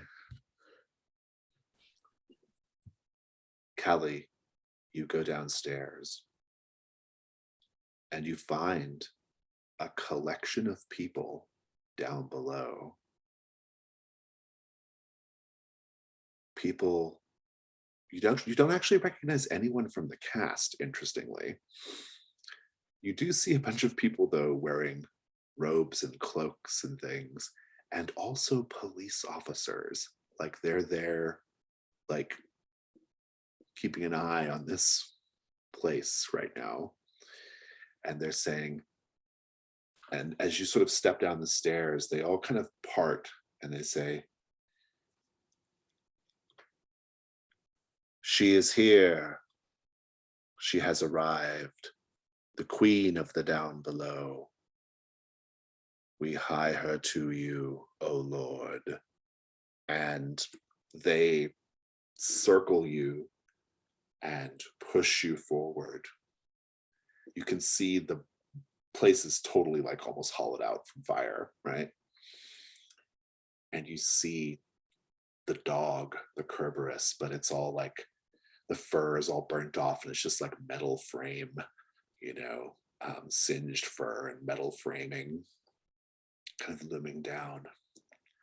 And they just swarm you and they raise their ritual knives, and that's it. I think I'll put on a crown. Indeed. Very good, very good. Mark your crown. Instead, I think you see everything that I've just described, except they're not aware of you, but you see that this is a bigger conspiracy. There are people here who are not even members of the troupe that you can tell, and also local law enforcement. There's something bigger going on. And what do? I think she'll make sure the flash on her phone camera is off and take a couple of snaps and then hightail it out. Sounds good. So, assuming you're all meeting back up at the hotel, you got loads of clues. You don't have to use them all, just the ones that help you get to your theory. What do we think happened here? Let's take a break. Let's take 5. Give me a minute to think about it. Okay, who has a theory about this? You have tons of clues. Who do you think did it? Rough ideas. Okay. So Belladonna is the guilty party in the sense that she plunged the dagger in. Okay. It was done at Veruca's urging. Veruca's the one who pushed her. So it's Veruca. Okay, Veruca at Belladonna's urging. Okay, interesting. Yeah. Start going through clues. Give us your reasoning. So with a broader picture that Belladonna is trying to make the next tier in the cult of the occluded king, and Veruca said, in order to do this, you need to. Am I right that Belladonna was the understudy and it flipped? I'm a little backwards on that, I feel like. She used to be the journey woman and now she's not. Right. And she was previously nearly murdered, according to Gordon. Right. And she looks similar to the illustration found in the Book of the Occluded King. So So Belladonna got demoted as kind of a by Veruca as sort of a means of cult control, like we're gonna, oh, you're not good enough, push you down, kind of thing. So hopping around the clues here, Natasha's Pretty Award was shattered. Clearly, like Belladonna's got to, break her rival issue. Yeah. We haven't talked about the color of Belladonna's hair, but let's say it was dark. Yeah, I think I actually did mention that. Yeah. Okay. She didn't have red hair. That was Delia. Thank you, Delia. Natasha was sleeping with her husband. Yep. Like huge motivation, right? Right. And then from Veruca's perspective, Natasha was Ambrose's secret daughter. So Veruca somewhere discovered that this was actually Ambrose's daughter who had infiltrated the group. Mm-hmm. What if there's also an element of Ambrose and Veruca? We know they're at odds. Maybe Ambrose's daughter would have, if Natasha had lived, maybe she would have become important in the cult, which would give Ambrose more power. So getting rid of her is working in Veruca's favor. Oh, interesting. Yeah. So there's that aspect of it as well. Let me pile onto that and maybe wrap this into a tidy bow. The talent agency in Hollywood that contacted her is from a prior mystery. Who is that Hollywood talent agent? All Hollows Scream. That was Marcus Greaves was Marcus the Los Greaves, Angeles yeah. manager. Yeah. Is he still alive? I think he's still alive. Yeah, he's still around. Yeah. Maybe it was Marcus Greaves who, is deep in the Contacted her. culture. Yeah. I mean, so you have this interesting theory about like basically Belladonna did the deed, but Veruca encouraged her. I think that's solid based off what we know. All right, so go ahead, Sarah. What clues are you going to wrap in here? I think that we could even go a step further, and the fact that everybody had to be married in pairs, including like Belladonna was unhappily and forcibly married, I believe. Nope, that was Giancarla. Was married to Gregor. Sorry, backing up. So everybody being in these happy couples, being part of both the cult and perhaps also the rituals that they were doing to summon the Dark King. What if she found out didn't have a problem with the secret daughter so much as it was she was fooling around and therefore disbalancing and threatening everything, and the ritual wouldn't go according to plan. Oh, so like it didn't. Ambrose was messing up the system basically by having a child out of wedlock. Yeah, bringing the daughter in and then folding her into the production, and then now his daughter's sleeping with somebody else, and it's just all chaos. It's all chaos. Yeah, Mhm. Yeah, that seems reasonable to me too. Yeah. The thing I'm not getting over is the fact that Belladonna almost died. So we have to kind of fold in that this cult they've been doing this a while, right? They put on this play over and over and over again, killing the journey women periodically, trying to bring this about to lock in the pile of bones. And because they did say previous murder attempt. Ambrose did say we were going to kill her eventually. And he only said that because he thought you were a midwife, right? Like he wouldn't have said that otherwise. Yeah. But that's not, but he says that's not what happened here. Anyway, we're going to say, Drew. I was just thinking maybe the poison in the costume was less to kill Belladonna, but to make her too ill to continue as a journeywoman and get Natasha in the role. Oh, that's pretty clever. Yeah. Intriguing. So we also think that Natasha was clutching her hair, correct? Mm-hmm. Like grabbed it in death throes or in the struggle. Half an idea with the occluded king, but it almost seems like Callie should be taking this with the Queen of Down Below. But is there a way that Gregor had a hand in the machinations here? Gregor might be a big giant red herring. I don't know. Well, somebody had the marking of the red helmet. Could have been Otho, obviously. Otho would have, because that marking was by the camera, which was interesting, and that was Otho's camera, right? could just be a total red herring though. It just could be like Otho's way of like just sort of being Otho and like saying, oh, we're the cult, we're watching you, or whatever. You know? What if Gregor with his translucent skin is far older than he appears, and he's That's the one who had knowledge of this illustration of the Occluded King's lover looks similar to Belladonna. Like he's like, oh, it's her again. We've been looking for her for I don't know what century. Oh, so like Gregor is the like actual like almost overseer, like the spiritual like, leader of this. Maybe not a spiritual leader, but maybe the sort of the gatekeeper, the watcher who's making sure that it all comes to pass at some point, and he's barely alive, and that's why he was able to survive being set on fire. Well, he was set on fire. Maybe it's not Gregor, because we know Gregor's brother. Maybe Gregor is like host. This is wearing a Gregor suit, which Gregor might does look explain very why he's so strange. weird. Yeah, and also Gregor hasn't been heard from by his brother for years, right? So that could be why. But focusing on the death at hand, though, I mean, a lot of that's very interesting context for like just the weirdness of this place, but I don't know if it necessarily speaks to why Natasha was killed, right?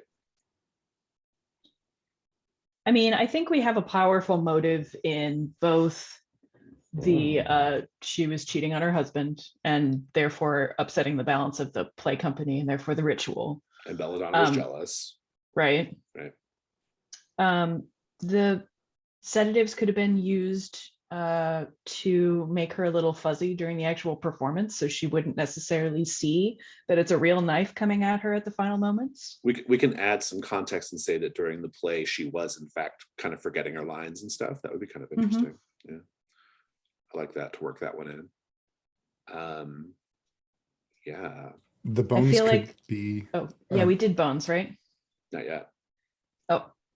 They ahead. could be either part of the ritual, like you need to have so much death around the ritual site, or they could literally just be where the sacrificed people over the years have been dumped. Yeah, I think that's pretty good too. Yeah, I like the volume of death around the ritual with their apartment decor as well. Yeah. Okay, so I think we're getting pretty close here. I mean, we've got I still don't really quite know like why the importance of like Belladonna. Belladonna, like, I mean, Belladonna's like looking similar to this illustration might explain how she got the job originally. And certainly it seems like, I'm not sure like what the connection there is. Like, I mean, maybe that just like kind of it speaks to her anger because she believes she was fated to have the role, possibly, I guess, you know? Or maybe she actually was, and Veruca is the more like traditionalist cult member, and Ambrose was trying to usurp the way it was supposed to go, putting his daughter in the role. Yeah, well, yeah, that's what I'm saying. I mean, I think that maybe like that just, yeah, exactly. Like it speaks to the fact that like Ambrose was like fucking up the plan, right? Basically, yeah, I think that's pretty good.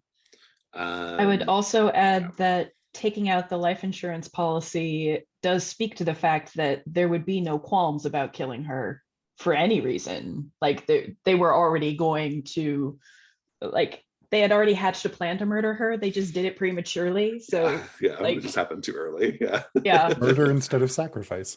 Yes.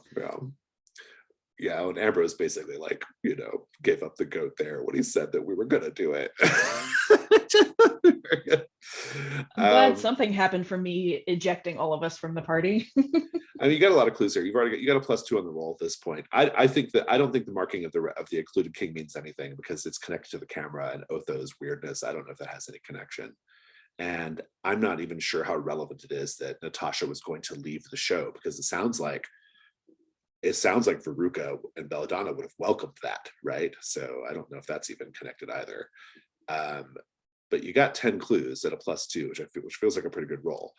If we go back through it, okay, the illustration speaks to the like sort of idea that Veruca truly believed that Belladonna was supposed to have the role in order for this all to go off correctly.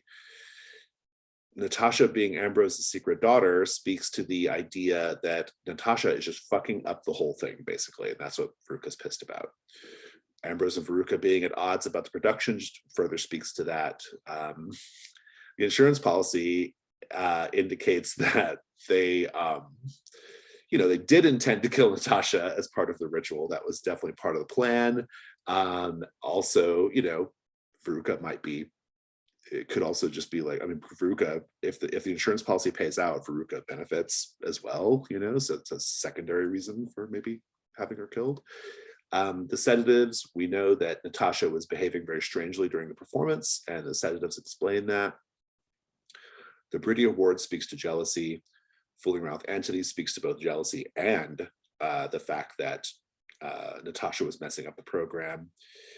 Someone tried to make Belladonna sick, presumably Ambrose, so that he could give the role to Natasha. The bones just indicate that this has happened before. We've been down this road before. They've attempted this sort of like ritual before in the performance of the play. And, but in this case, it just, Veruca didn't get a chance to do it the way she wanted to because of Natasha. And Natasha clutching a lock of hair means she is the dark hair she grabbed Belladonna's hair in the attempt. I think I've got it all, right? Feels like a pretty solid theory, actually. So who wants to go ahead and roll? My dice have been far too generous today, so it should not be me. It's a bad idea. I think it should be Sarah. I really think that it's going to go poorly, but I will roll if that's what we want as a group. Go for it.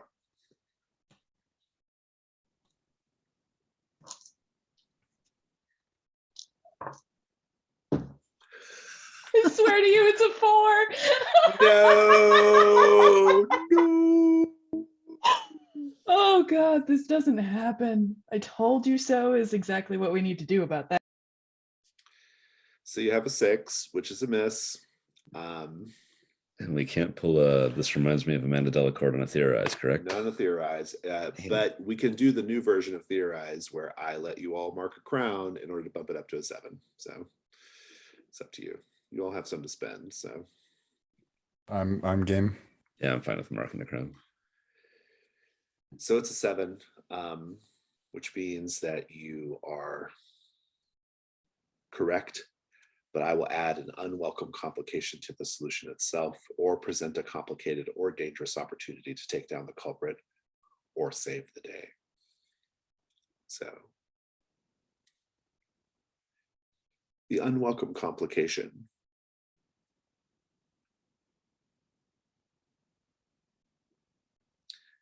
is this. You are correct. You have sorted it all out. You've got it all in hand. Unfortunately, you learn, perhaps while glancing at Beauregard's phone, that Beauregard swapped out the knives at someone's insistence. So very disappointed. So if you confront, if you basically you will implicate Beauregard. Beauregard is implicated unless you lie about that or just decide not to pursue justice here.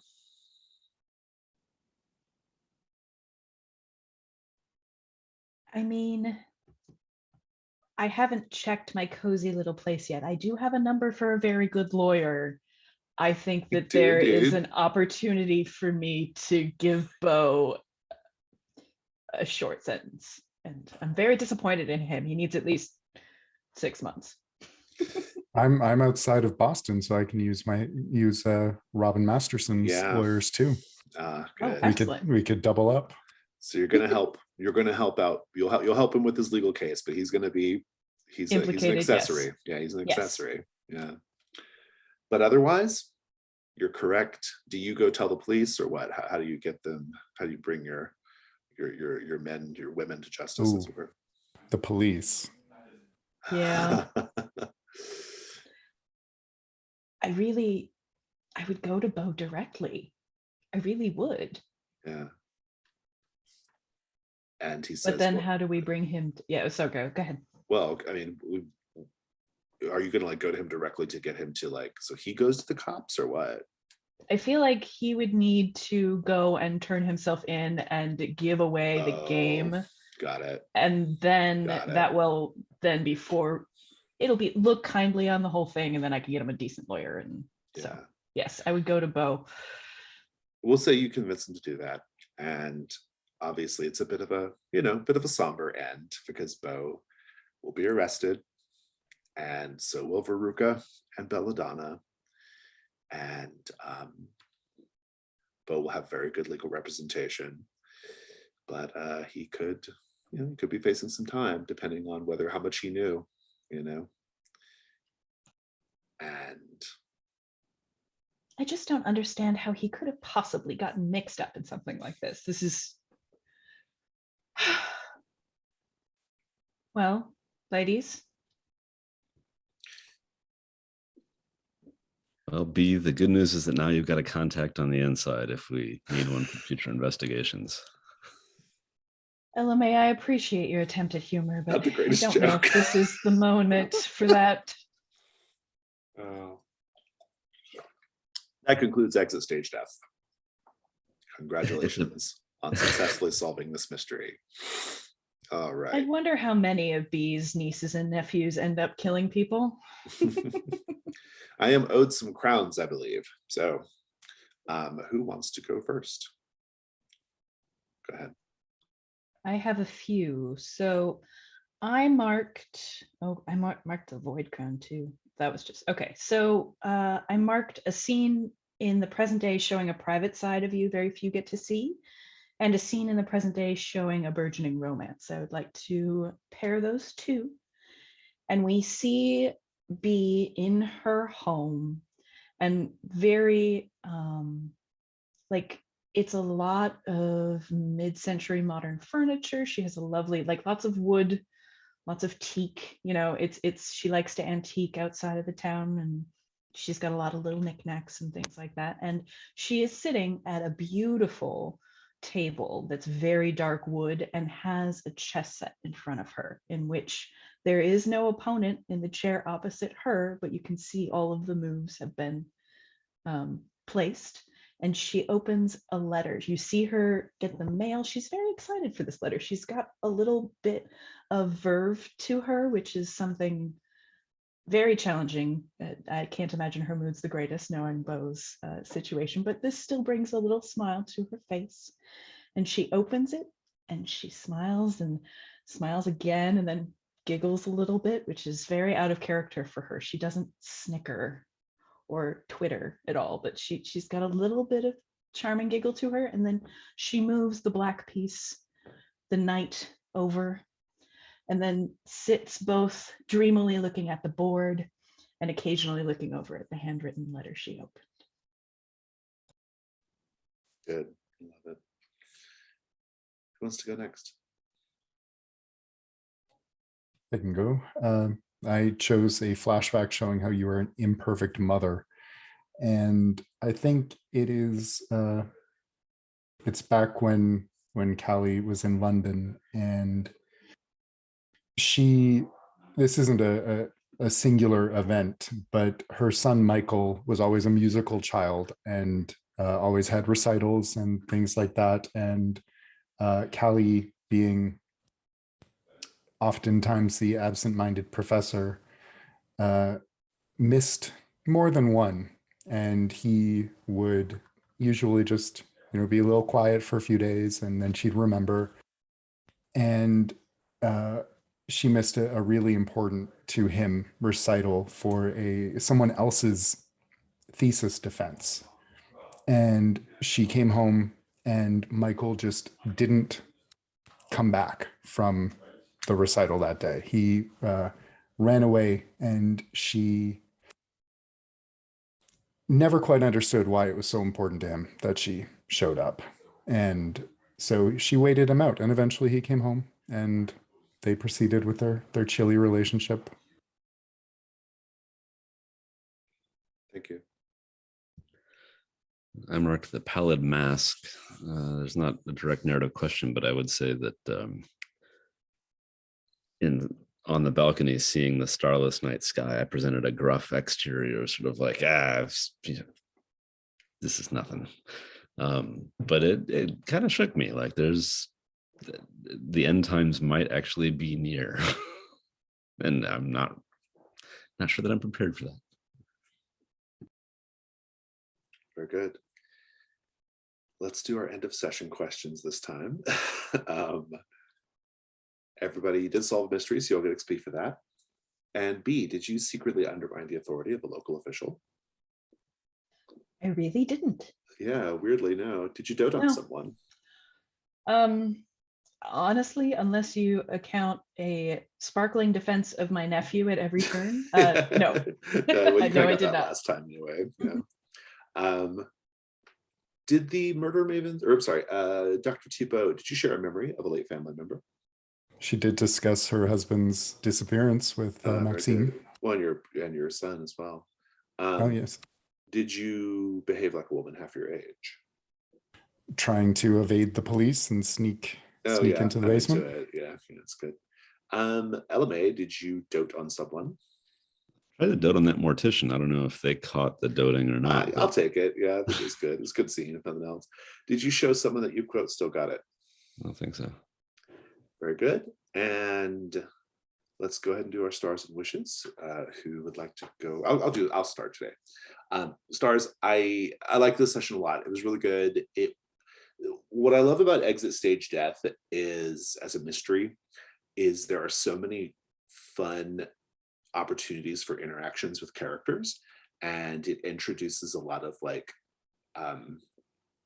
supernatural elements that sort of hint at the broader universe of Brindlewood Bay, right? Like there's the stuff going on in Brindlewood Bay, but then you have this like Boston mystery that like hints at like other things in the world that are like, maybe not even connected, but they're just sort of speaks to the bigger weirdness of the universe. And so I really enjoyed that. And I like how it all kind of came out. I enjoyed the Occult Move. That was really fun. I loved the scene with the mortuary worker and LMA. I thought that was really terrific. Just really, really enjoyable to role play. I had a lot of fun with that. And yeah, I really liked Dr. Thibault using Anku as a leverage to get things out of people. I thought that was fun. So yeah, good session.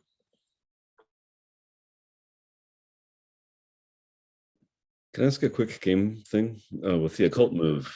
Is that now open for everyone? Specific to the method by which Sarah? Yeah, we'll have to write it, but you basically have to put the crown on, and then it causes dark entities to be true. It causes the dog specifically to come to you. Yeah. Okay. All right. Thanks. I can keep jabbering with stars and wishes. I almost said crowns and wishes. When Sarah described that dread that one feels as a kid at the bottom of the basement stairs, like that's harmonious. I feel like everybody listening probably was like, "Yep, I have done that at some point in my life." Loved the starless night sky viewed from the balcony just as an image. I'm still trying to wrap my head around what that would actually look like. It's sort of hard to imagine that, even though it seems visually simple. Yeah, Drew, bringing a dog named for the what was it, the assistant of death? That was what Anku was, sort of that. More or less. We all saw Anku before during the Hex files that you all were absent for. Okay. So I wasn't sure when Drew started talking about Anku, I was like, oh, I wonder if Brian and Sarah know who Anku even is, because Anku was part of the last mystery. Yeah, and I saw it's a twist on the Gordon Shumway Maven move, changing it from a cat to a dog. But yeah, I did the idea of bringing a dog with such a weighty name to a sort of a funerary wrap party. I don't know, there's just a lot of depth in what that can mean. It's pretty neat.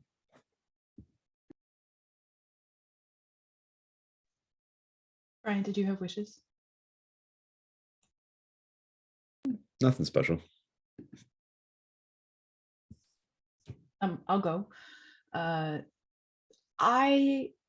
had a really fun time failing today. That's not something that happens a lot in role-playing games. Sometimes it's just the like, oh, I failed my roll, oh, I failed my roll, oh, I failed my roll, oh, I suck. But the narrative quality of how we get to fail in this game is always very compelling. So despite the fact that every single one of my dice betrayed me today, and I rolled something like 4 4s, Yeah. which I'm sure is prophetic of the apocalypse They weren't that technically we're about. fails. They were successes, but they were just like complicated successes, right? Yeah. Oh, that's very fair, but Your it point felt very stands, though. tragic. But the fact that then that got to turn into the reason I felt the occult move worked so well is because B was backed into a corner and there was nothing else. And so that kind of culminated into a fun role play for me. It felt desperate, right? Like it felt like a desperate thing to do. Yeah. Absolutely. Because why else would I do this? Another star for, there was a joke in the chat, I think Drew brought it up, about how fragile Britty awards are. the constantly precariously constructed crystal things. And then Brian came up with brittle awards, which is how I will remember them from here on out. The way that Drew, you were interacting with Maxim, like just even the conversation was really organic and felt very cool. And I have to second star that coroner conversation, just all over you, LMA. Bring all the boys to the yard. Wishes. I am very much looking forward to both when Violet gets folded back into things, how the occult move will affect our conspiracy when we're back in Brindlewood Bay. The Mavens are going to run into the midwives more often now, and having been mistaken for one and having all this extra information, I think that's going to lead to some really great role play, and I'm excited for it. For my stars, I had the use of the term death nerds. I loved that, Sarah. And it's so evocative, like you know exactly the type of person that they're talking about when you say death nerds. So I love that. B's intimidating the court and also getting us potentially associated with the midwives. That's also partially a wish. I hope that something comes of that. Maybe the court comes back with a vengeance. LMA and the coroner, just a great scene. And LMA in general getting, all the attention is, I love it. And for the mystery itself, I loved that they were a sister cult of the midwives, that there's a shared history there, which is interesting. And I hope we learn maybe a little bit more. And surprise cultist police officers, just corruption at the heart of Boston. Very intriguing. And yeah, I really enjoyed this mystery. It's so much different playing it from running it, and it was so different than the experience of it I had when I did it several months back. I really enjoyed. So thanks for Awesome. doing this one. I'm excited. My wish for next time. Next time is going to be a lot of fun because, well, I got to look at the calendar because I want to get the Christmas one in before Christmas. And so we might have to do the Christmas one first, actually, timing wise. But we're eventually going to circle back to Snowdrop House and the Coles and the cave. That might be like kind of the penultimate sort of thing before you face off against the midwives. And so I'm looking forward to that, but that's just a smidge down the road. We'll probably do Jingle Bell Shock next time, just for the holidays. But yeah. Anyway, looking forward to both. Jingle Bell Shock is fun. That's my Knives Out mystery. So, and yeah, I think that's pretty much all I've got. Anything else before we go? Let me do a little stinger, little end of session, since you've crossed a threshold.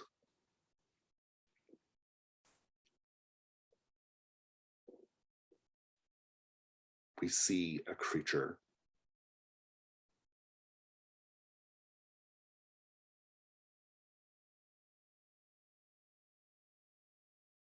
walking in the woods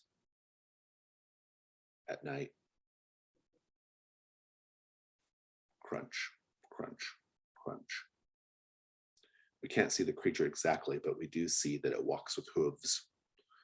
Its hooves are smashing the undergrowth with heavy footsteps. And it's snorting, heavy snorting sound.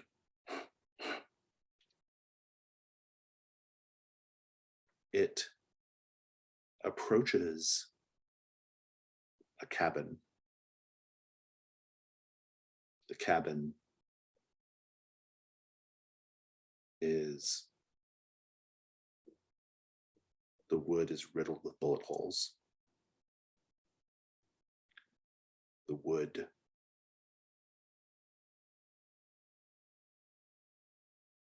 on the porch stained red with blood. The creature steps up to the threshold of the door.